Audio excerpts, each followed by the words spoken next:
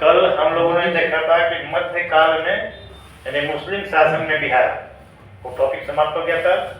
आज देखेंगे ब्रिटिश भारत में बिहार। इतिहास का जिसका 3 फेज होता है, एंशिएंट, मेडिएवल और मॉडर्न। तो हम लोग मॉडर्न अब शुरू करेंगे, ब्रिटिश काल में बिहार।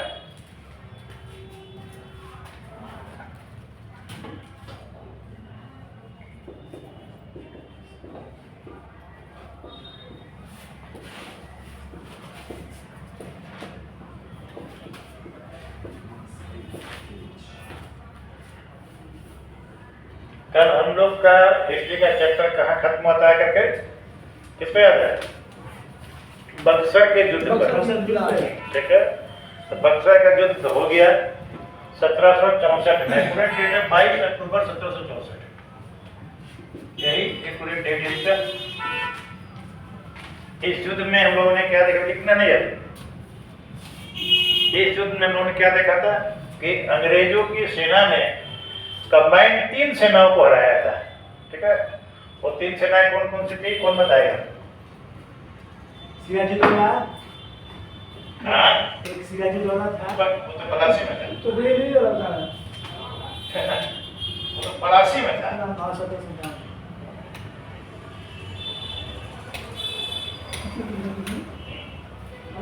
3 सेनाएं कौन कौन सी थी? बंगाल के नवाब मीर कासिम, ठीक है, और मुगल सम्राट शाह आलम द्वितीय और अवध के नवाब शुजाउद्दौला। इन तीनों लिखा है क्या आप लोगों ने? नहीं चलिए 1714 बक्सर युद्ध का है था, लिखवाया नहीं कहता। ठीक है, चलिए लिख लीजिए इसको। बक्सर का युद्ध इस तिथि को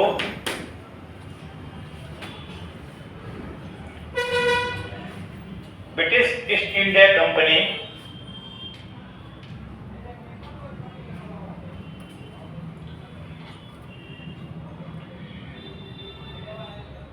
और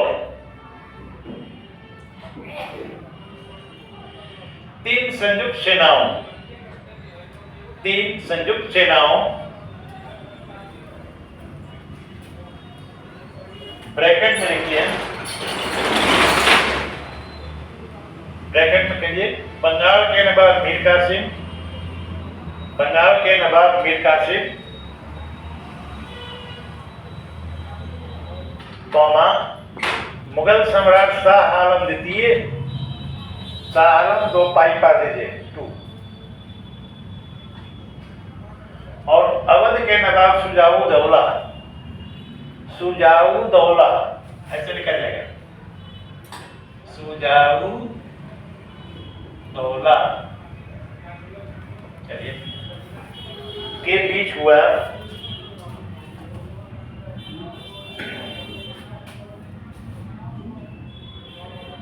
यह युद्ध 22 अक्टूबर 1764 को, राइट डाउन, यह युद्ध 22 अक्टूबर 1764 को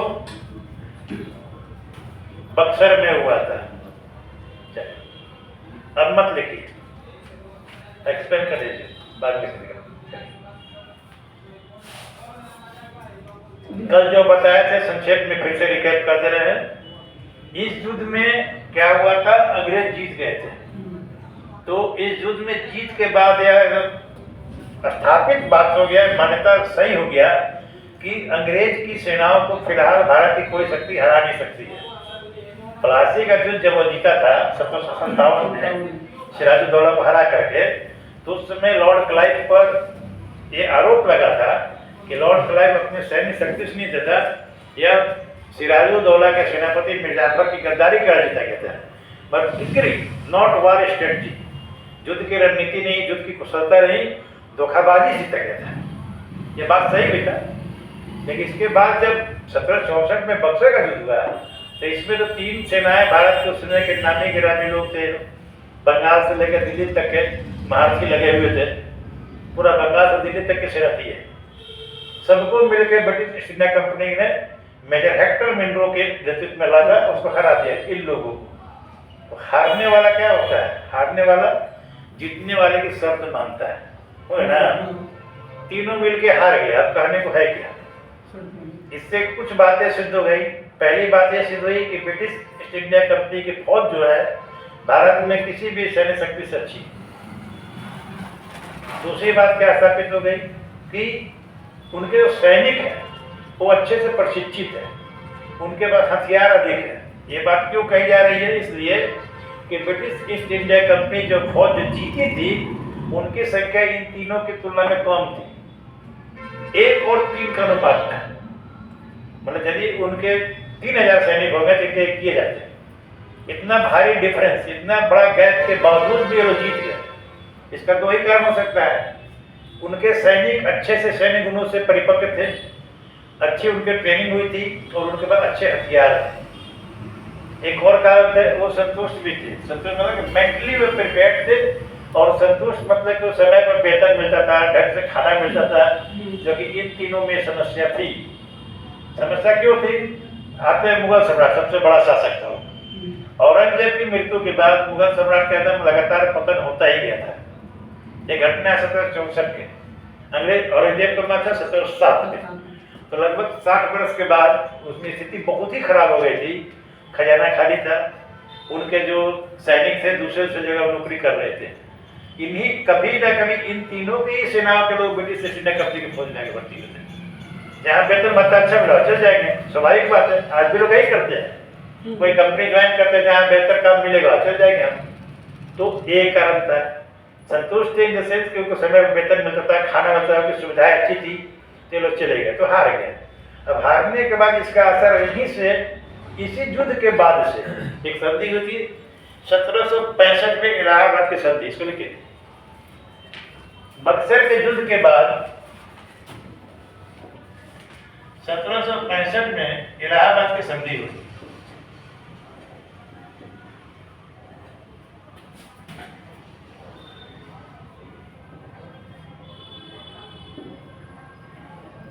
इलाहाबाद की संधि हुई।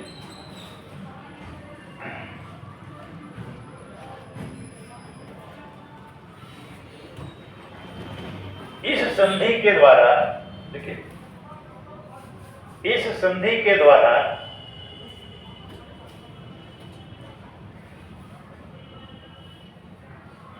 अंग्रेजों को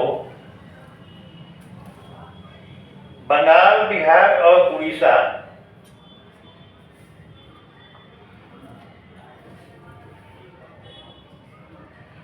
का दीवानी अधिकार मिल गया। दीवानी अधिकार, इसका मतलब क्या होता है? दीवानी अधिकार मिल गया। कर वसूलने का अधिकार है। दीवानी क्या होता है? रेवेन्यू राइट, राजस्व वसूली की अधिकार। दीवाना दीवानी दीवानी नहीं, रेवेन्यू राइट्स।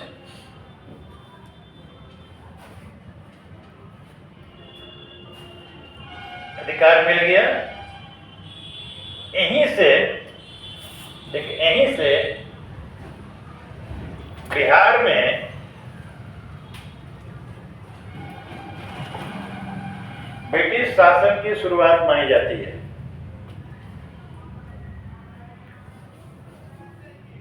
यहीं से बिहार में ब्रिटिश शासन की शुरुआत मानी जाती है।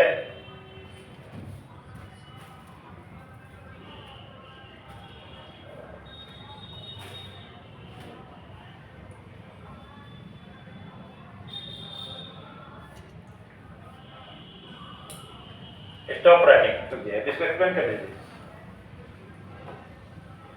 अभी भी हम लोग कोर्ट में जाते हैं तो देखते हैं मुकदमा 2 टाइप का होता है, पता है ना?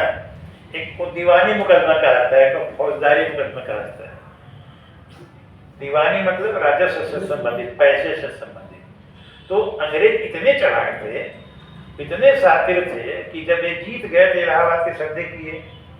इलाहाबाद की संधि में उनको बंगाल, बिहार, उड़ीसा तीनों, उस समय बंगाल नाम की प्रेसिडेंसी थी। अंग्रेज जब आए थे शुरू में, जब स्थापित के 1757 के बाद से उनका जो कार्य फैला पूरा, तो कलकत्ता, बम्बई और मद्रास 3 प्रेसिडेंसी बनाए थे। पूर्वी भारत के पूरा एरिया कोलकाता प्रेसिडेंसी में, दक्षिण के पूरा एरिया मद्रास प्रेसिडेंसी में और पश्चिम के पूरा एरिया बॉम्बे प्रेसिडेंसी में। ये 3 उनका इकाई था मुख्य। पूरे देश पर शासन तो नहीं था उनका, देश पर तो अलग अलग शासन थे, ये अवध के नवाब थे, बंगाल के नवाब ये सब थे। तो जहाँ अंग्रेजों ने अपने शासन स्थापित किया था वहाँ उनकी प्रशासनिक इकाई जो बनी थी उसको प्रेसिडेंसी कहा जाता है। बंगाल प्रेसिडेंसी, मद्रास प्रेसिडेंसी और बॉम्बे प्रेसिडेंसी। देखेगा कि रेलवे के क्षेत्र में, डाक के क्षेत्र में या शिक्षा के क्षेत्र में यूनिवर्सिटी जो स्थापना हुई थी, शुरू में 3 ही क्षेत्रों में स्थापना हुई थी। यूनिवर्सिटी, नगर निगम, जितना भी एडमिनिस्ट्रेटिव के काम, रेवेन्यू वाले काम थे, वो सब इन्हीं 3 क्षेत्रों में शुरू हुई थी। क्योंकि इनका ये वहाँ पर मतलब केंद्र था शासन का। तो उसमें बंगाल प्रेसिडेंसी के तहत ही बंगाल, बिहार, उड़ीसा ये आते थे। और आज का बंगाल नहीं, पूरा बड़का बंगाल, बांग्लादेश समेत, हाँ बांग्लादेश से लेकर बिहार और झारखंड सब टोटल, मतलब बांग्लादेश से शुरू कीजिए तो बक्सर तक पूरा बंगाल ही था, इधर दक्षिण में झारखंड, उड़ीसा सब। तो इन क्षेत्रों में को दीवानी अधिकार मिल गए। तो दीवानी अधिकार मिलने से क्या हो गया कि रेवेन्यू राइट्स जो किसान से राजस्व की वसूली होगी, लगान की वसूली होगी, वो अंग्रेज रखेंगे। अब कितने चालाकी की बात है। सरकार सब सुविधा देगी। बंगाल के नवाब जो होंगे या बंगाल में जो शासन करेगा वो किसानों के दुख दर्द समझेंगे, जो सुविधा देना है वो देंगे। कानून व्यवस्था, लड़ाई झगड़ा, मारपीट, बलवा होगा तो वो देखेंगे, लेकिन टैक्स अंग्रेज वसूलेंगे। कितना समझदारी की बात है। यानी हम गाय खरीद के आपको दे दें, आके दिन में चराइए, देखभाल कीजिए, सेवा कीजिए, दूध आपको दे देगा, है ना, फायदे का सौदा। अब कहीं क्यों ऐसा कहता है कि हार के तो मानना ही पड़ेगा, नहीं मानिएगा तो पूरा क्षेत्र में कब्जा कर देगा, क्या जाइए हो फटी। और इसमें और एक बात था कि अंग्रेज जब इन लोगों के जो प्रोटेक्टेड एरिया थे, बंगाल थे, ये जो जहाँ जो हार गए थे, उनके यहाँ सैनिक भी रखते थे। उनके राज्य में कोई उपद्रव हो जाए, बलवा हो जाए, झगड़ा फसाद हो जाए, तो उनको शांत करने के लिए, दबाने के लिए अंग्रेज अपनी सेना भी देते थे वहाँ पर, उनके मदद करते सैनिक कार्यों में। और लेकिन उस सैनिक कार्य का कीमत भी वसूलते थे। पैसा कमाने का कोई एरिया, कोई जरिया अंग्रेजों ने छोड़ा नहीं था। राजस्व अधिकार मिल गया, उनके दरबार में उनके सैनिक भी रहते थे, उनके काम में सैनिक मदद भी करते थे, लेकिन सैनिक पर जो खर्च होता था वो उलूट देता था, सब पैसे से। कहा अंग्रेजों ने भारत को बुरी तरह लूटा। कहा सोने की चिड़िया थी भारत, उसने पूरा एक एक पंख नोच लिया। तो इसी प्रकार नहीं, इसे आगे हम लोग बहुत देखेंगे उपाय किया हम लोग लूटने का, शोषण करने का। तो दीवानी अधिकार मिल गया, रेवेन्यू राइट, बंगाल, बिहार, उड़ीसा के किसानों से राजस्व लगान की वसूली का अधिकार अंग्रेजों को मिल गया। ये इनके लिए फायदेमंद हुआ। अब आते हैं, इसका अगला पड़ाव होता है 1765 के बाद 1793। देखिए 1793 में लॉर्ड कॉर्नवालिस ने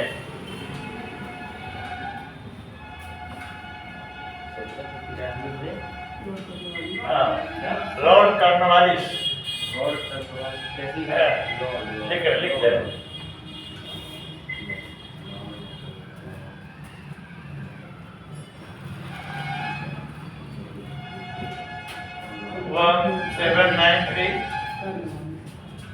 लॉर्ड कॉर्नवालिस ने अस्थायी बंदोबस्त लागू किया। नाम सुना आप लोगों ने, बड़ा फेमस है, क्वेश्चन डायरेक्ट आता है, अस्थायी बंदोबस्त कब लागू हुआ, किसने लागू किया? बंदोबस्त, अस्थायी बंदोबस्त लागू किया। इस व्यवस्था में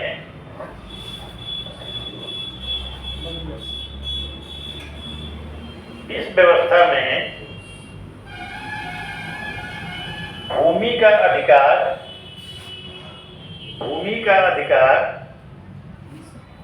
इस व्यवस्था में भूमि का अधिकार जमींदारों को दे दिया गया। जमींदारों को दे दिया गया। इसे अस्थाई बंदोबस्त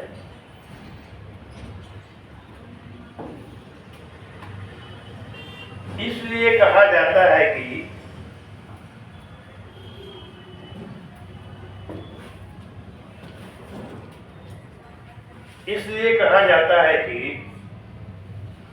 इस व्यवस्था के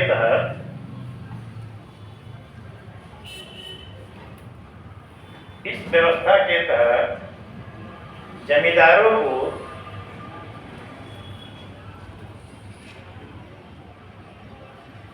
भूमि का अधिकार लंबी अवधि ब्रैकेट लिखे कम से कम 10 साल, लंबी अवधि कम से कम 10 साल, ये ब्रैकेट में होगा कम से कम 10 साल के लिए दिया जाता था।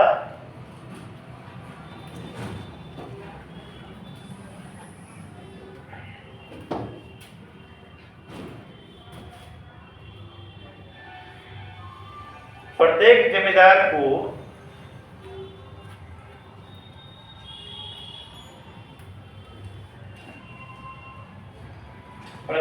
जमींदार को किसानों से वसूल कर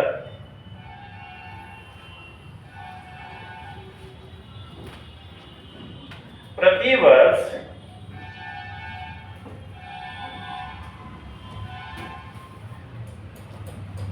एक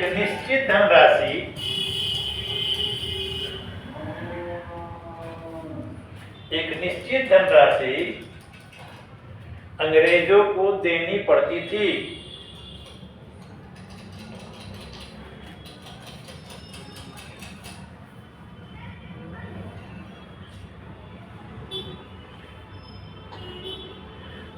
निश्चित समय पर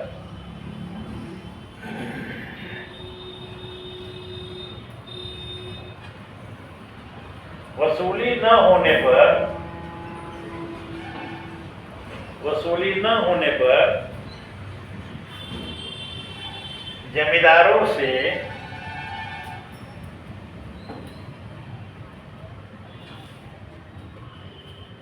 दी गई भूमि अंग्रेज वापस ले लेते थे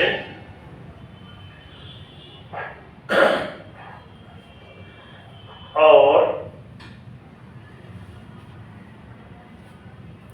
उन्हें दंडित भी किया जाता था,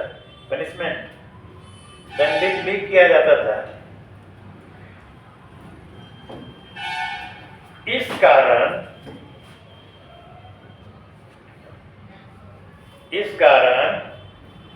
जमींदार किसानों से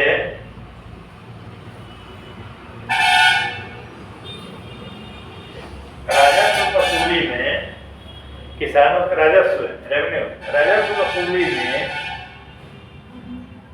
काफी सख्ती दिखाते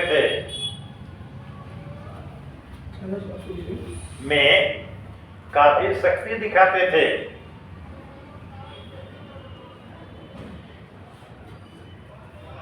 अस्थाई बंदोबस्त की व्यवस्था में किसानों का बहुत शोषण हुआ।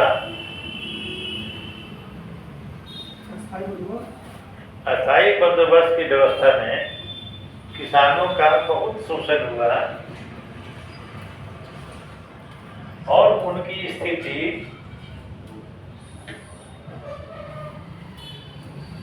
दिन ब दिन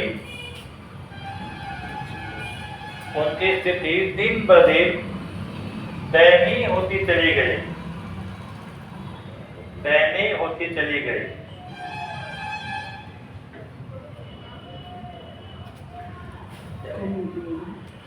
stop writing, let me explain. चलिए अब इस व्यवस्था को एक्सप्लेन किया जाए।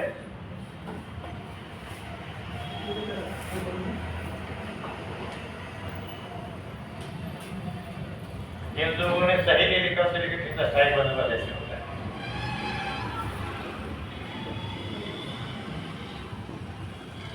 इंग्लिश में परमानेंट सेटलमेंट, नाम से ही स्पष्ट है कि क्या कहना है, सेटलमेंट। ठीक है, यह लॉर्ड का, इसमें बहुत क्वेश्चन आता है, हर हमेशा कोई ना कोई एग्जाम में क्वेश्चन आता है। ये इसको समझते हैं संक्षेप में क्या व्यवस्था थी। अंग्रेजों को जब बंगाल, बिहार, उड़ीसा में दीवानी अधिकार मिल गया, लेकिन जमीन से वसूली का अधिकार मिल गया, तो हम लोग बिहार में फोकस कर रहे हैं। तो इन लोगों ने क्या किया कि जो जमीन थी किसानों की, किसी के पास किसान का भूमि नहीं था, पहले जमाने में सब राजा का ही भूमि था, तो ये अंग्रेजों के हाथ में आके सब जमीन। अब वो एरिया वाइज इन लोगों ने जमींदार नियुक्त किए, चुन लिए कि कौन कौन बड़ा पार्टी है दे सकता है, तो जमींदार लोग को जमीन दे दी जाएगी। मान लीजिए ये एक बड़ा सा एरिया है, खूब बड़ा, मान लीजिए बिहार का, मान लीजिए पूरा बिहार है, इसको हम 5 भाग में बांट दीजिए, A B C D E. ठीक है, क्षेत्र के अनुसार कोई क्षेत्र बड़ा भी हो सकता है, कोई छोटा भी हो सकता है, जमीन कम हो सकती है, बेसी हो सकती है। इसके अनुसार से अंग्रेजों ने एक राशि तय कर दी कि आप साल में इतना शुल्क दीजिएगा। ठीक है, मान इसको कहा कि आप साल में 5 लाख दीजिए। ठीक है, इसको कहा कि 7 लाख दीजिए, इसको कहा कि 8 लाख दीजिए, इसको मान लीजिए 9 लाख दीजिए, इसको मान लीजिए 10 लाख दीजिए। उदाहरण दे रहे हैं, एक मिनट नहीं है।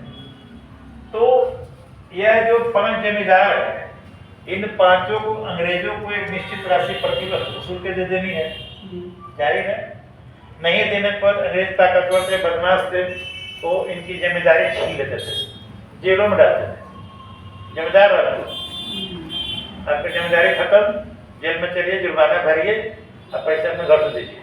ठीक है, तो ऐसे व्यवस्था चलती थी। तो इसका स्वाभाविक असर क्या होगा कि मिस्टर ये जरूर चाहेंगे कि हम तय समय से पहले, जैसे मान लीजिए 31 दिसंबर तक दे देना हमको, तो चाहेंगे कि नवंबर में ही सब वसूल कर ले किसान से, लपेट लपेट के, कम से कम 1.5 जून में जरूर कर ले ना। 5 लाख वसूल कर देंगे तो हमारे बेटा हर हमको भी चाहिए ना, जिम्मेदारों का खर्च था ना, उतना रिस्क क्यों ले रहा हो? उतना रिस्क लेकर जिम्मेदारी लिया कमाने के लिए ना, तो जरूर चाहे कि 1.5 जून हम वसूल ले किसान से। इसका असर कहाँ पड़ेगा? किसान पर जबरदस्ती दबाव डाल के, मारपीट करके, एकदम भले किसान भूखे मर जाए, उसका उपज हो ना हो उससे कोई मतलब नहीं है। पुरानी फिल्म देखोगे, बहुत पहले की फिल्म देखोगे, तो जमींदार किसान खूब फिल्म पता था, जमींदार किसान का शोषण करता था, तब खून चूस रहा था। तो वजह अंग्रेजी, जमींदार को अपनी जनता से प्रेम थोड़ा होगा भी मन में, तो मजबूर था उसको तो वसूल करके तो देना है, नहीं तो फंसेगा। इसी प्रकार से सभी अपने नियत राशि से 1.5 गुना 2 गुना सोचते थे। इस प्रकार किसान परेशान होते थे। अब किसी का फसलादी भी खेती होता है, कहीं सब कम होता है, सूखा पड़ गया, बाढ़ होता गया, झड़ गया, तो सहना पड़ता है। उस जमाने में क्या था, किसी तरह गहना बेच के, घर बेच के जमीन के सो दो, वो जिम्मेदार छोड़ेगा नहीं। जिम्मेदार सख्ती करने के लिए मजबूर था, क्योंकि जिम्मेदार को अंग्रेज छोड़ेगा नहीं। एक श्रृंखला बन गई थी, शोषण का कड़ी बन गया था। इसी प्रकार व्यवस्था चलती रही।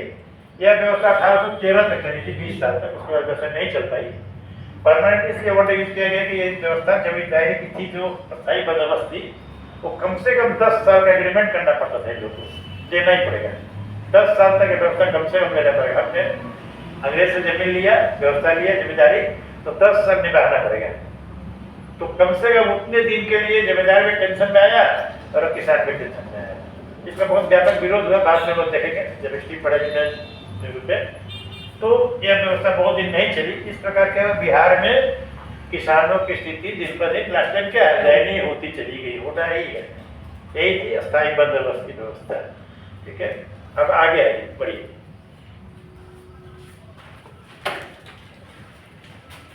एक क्लियर हो गया पूरा?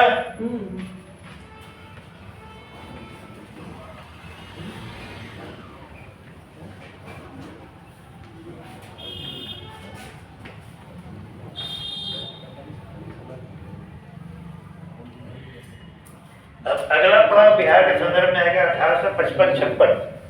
नोट ला क्लास 1855-56। यह वो वर्ष है जब सिद्धू कान्हू के नेतृत्व में आंदोलन हुआ। आज झारखंड अलग है, उस जमाने में एक ही में था। तो दुमका क्षेत्र में संथाल परगना कहलाता है। संथाल परगना के क्षेत्र में, जिसको हम दुमका के रूप में जानते हैं, संथाल परगना नाम से यह स्पष्ट है। संथाल बहुत क्षेत्र है, संथालों की आबादी थी। परगना परगना का अर्थ क्या होता है? परगना का अर्थ होता है एरिया, जिला से थोड़ा बड़ा, जिला ही मान सकते हैं। तो संथालों का परगना है, संथालों का जिला, संथालों का क्षेत्र। यहाँ पर सिद्धू कान्हू नाम के दो आंदोलनकारी थे, आदिवासी नेता थे। हाँ दुकान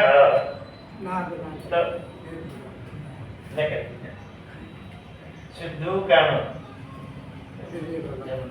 सिद्धू कान्हू क्या जाएगा बाद में क्लास हो जाए। सिद्धू कान्हू ने अंग्रेजों के शोषण के खिलाफ, क्योंकि देख चुके हैं कि कितना किसानों का शोषण था, तो जिस समाज में जब कोई आग लगती है, व्यवस्था घबराती है, तो कोई ना कोई वीर उठता है उसका विरोध करने के लिए। उसी प्रकार दो वीर थे, सिद्धू और कान्हू। इन दोनों ने विरोध किया 1855-56 में। काफी उग्र विरोध हुआ, अंग्रेजों का विरोध हुआ, जमींदारों का विरोध हुआ। जमींदार क्या थे? अंग्रेजों के प्रतिनिधि थे ना उस व्यवस्था में। जमींदार अंग्रेजों के प्रतिनिधि थे, अंग्रेजों की तरफ से काम करते थे वो। तो जहाँ जहाँ ऐसे लोग थे जमींदारों के विरोध में, जन के आंदोलन, मार काट, उनके घर द्वार को आग लगा देना, संपत्ति को नुकसान पहुंचाना, कभी भयंकर विद्रोह हुआ। ये विद्रोह सफल नहीं हुआ, अंग्रेजों ने बल को, जमींदारों ने बल को दबा दिया। इससे इतना ही फायदा हुआ कि अंग्रेज आदिवासियों को, संथालों को जंगल के कुछ अधिकार वापस मिल गए। जंगली भूमि को अंग्रेज की व्यवस्थाओं से मुक्त कर दिया गया, कुछ रियायतें मिली और संथाल परगना नाम का अलग से जिला बन गया। संथाल परगना अलग से जिला बना इसी आंदोलन के बाद में। इसका बिहार के इतिहास में इतना ज्ञान है। सिद्धू कान्हू के नेतृत्व में अंग्रेजों और जमींदारों, राइट आउट पैरा चेंज करिए, जहाँ लिखे थे उस पैरा चेंज करिए। 1855-56 में अंग्रेजों और जमींदारों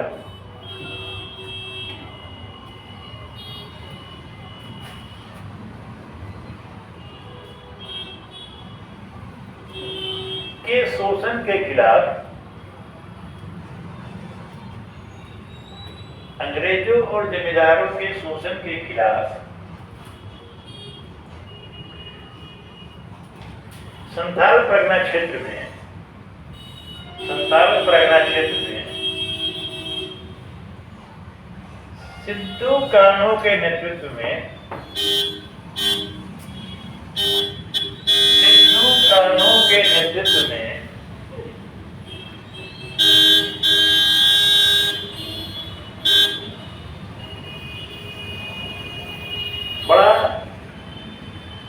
एक बड़ा हिंसक आंदोलन शुरू हुआ। हिंसक आंदोलन शुरू हुआ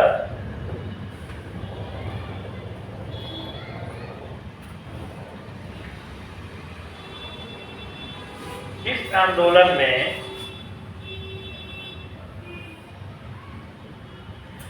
अंग्रेजों और जमींदारों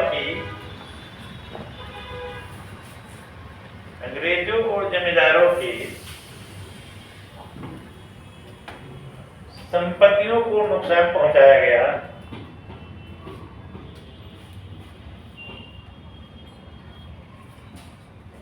संपत्तियों को नुकसान पहुंचाया गया।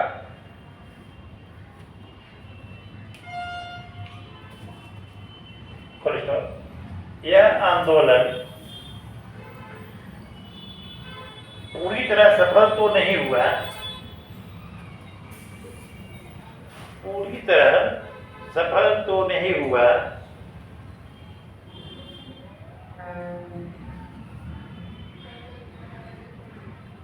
लेकिन इसके बाद से आदिवासियों को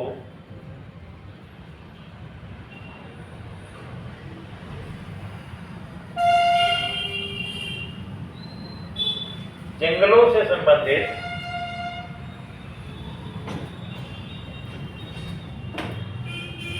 कुछ अधिकार प्राप्त हुए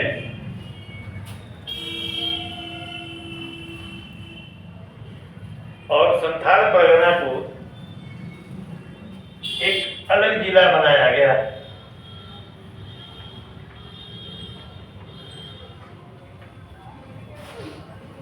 और संथाल परगना को लीजिए ना। संथाल परगना लिखे थे, परगना को अलग जिला बनाया गया।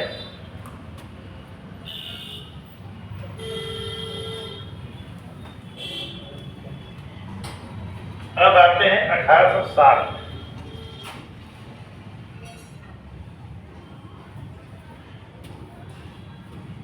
इसके 1860 में इतना नहीं, यहाँ पर क्या हुआ था 1860 के आसपास में उत्तर बिहार चंपारण और उसके आसपास के क्षेत्र में नील की खेती जबरदस्ती कराई जाने लगी। नील की खेती और इसका विरोध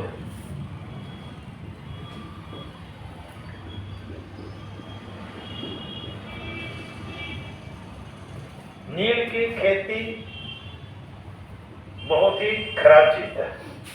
ये जबरदस्ती नील की खेती लोग कराते थे। इससे क्या था कि किसान का जमीन बर्बाद हो जाता।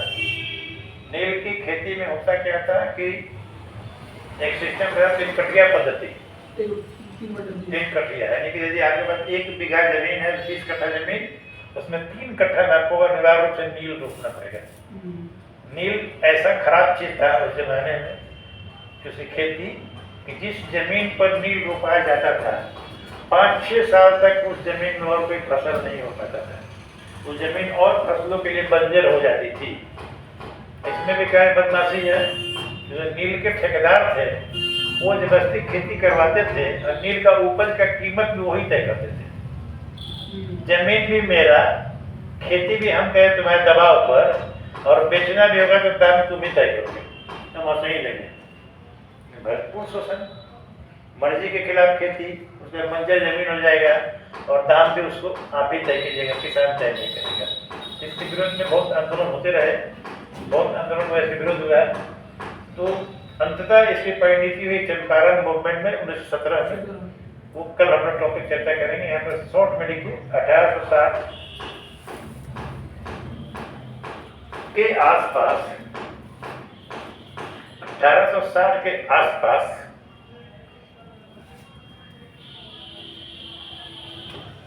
उत्तर बिहार में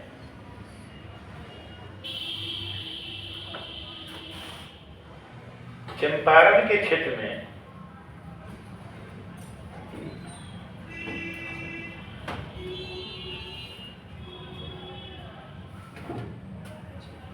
नील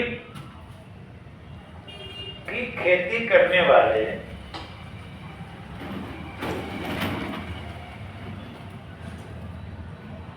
किसानों का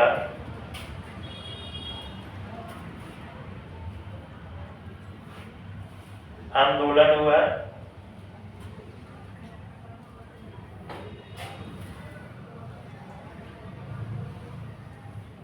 नील की खेती से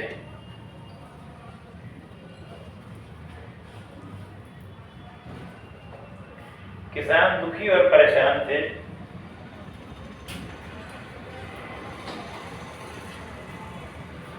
नील की खेती से किसान दुखी और परेशान थे।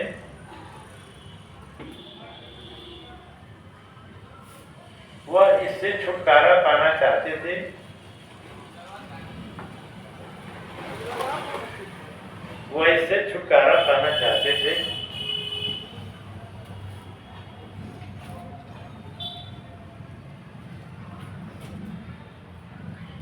इसलिए उन्होंने अंग्रेजों और नील के ठेकेदारों के खिलाफ अंग्रेजों इसलिए उन्होंने अंग्रेजों और नील के ठेकेदारों के खिलाफ विद्रोह किया।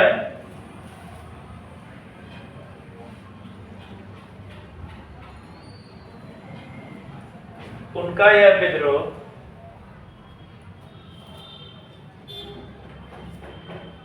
काफी लंबे समय तक चला।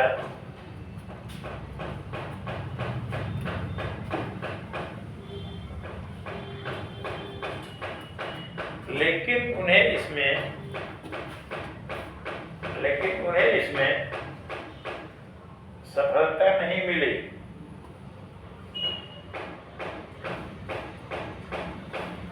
इसी कड़ी में आगे चलकर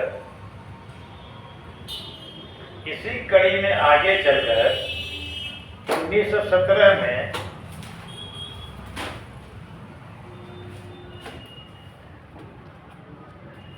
महात्मा गांधी चंपारण आए और उनके लिए आंदोलन किया।